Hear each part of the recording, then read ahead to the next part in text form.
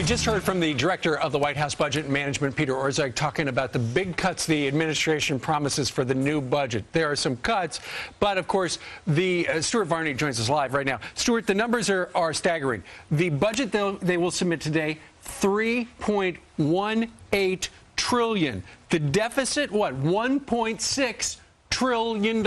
Yeah. Where's the money coming from? You can't get away. It's $3.8 trillion budget, by the way. Okay, add it up. Look at that. There's the number right there. Yeah, that's incomprehensible. That's the amount of money we're going to spend in the year 2011, the financial year. Look, what you cannot get away from is $1.6 trillion worth of red ink in the financial year that starts this October the 1st. Right. 1.6 trillion. Never been anywhere near that before. Now, just add a couple of things up.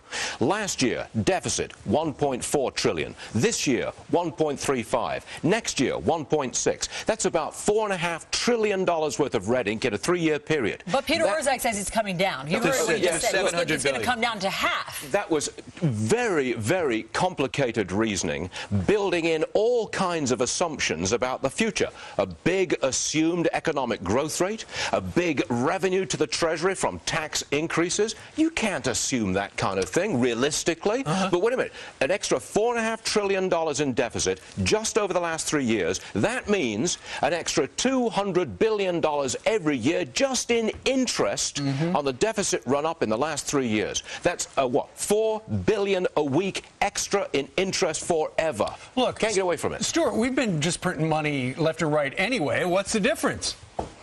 Well, there is no difference, is there? We have been printing money, and now we're borrowing up a storm. And what you're getting at, Steve, is that at some point, people refuse to keep on lending. That's right. Or they demand a much higher rate of return to keep on lending, which makes our deficit much more expensive. Stuart, can you also help us understand the moving target of numbers for the jobs creation?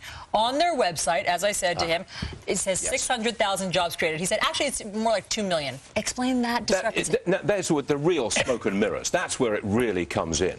If you listen to the language very, very carefully, Mr. Orszag just said between 1.5 and 2 million jobs were created or saved, basically saved, he's saying, in the first year of the stimulus program.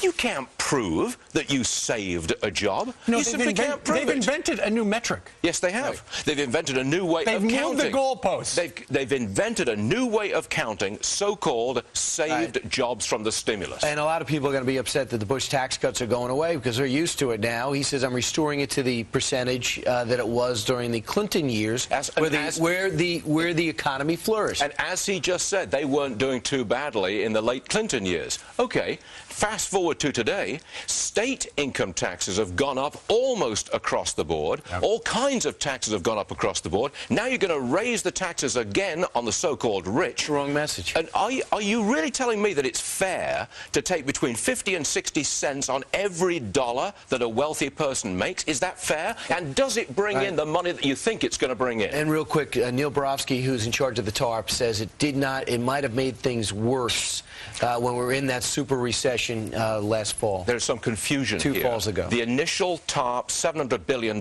did backstop Wall Street and prevented a global financial crisis. That's my opinion. Okay. Second side of the coin, where the TARP was actually used was often to bail out the housing industry, and that has absolutely not worked. I think you need to take a tranquilizer before you do your show. I'm sorry. Today. You are agitated. Sorry. I'll calm down. I like it. We'll check him out. I'll calm down. How do you calm down with $1.6 trillion? I know. Look, I did it again. All right. Stuart.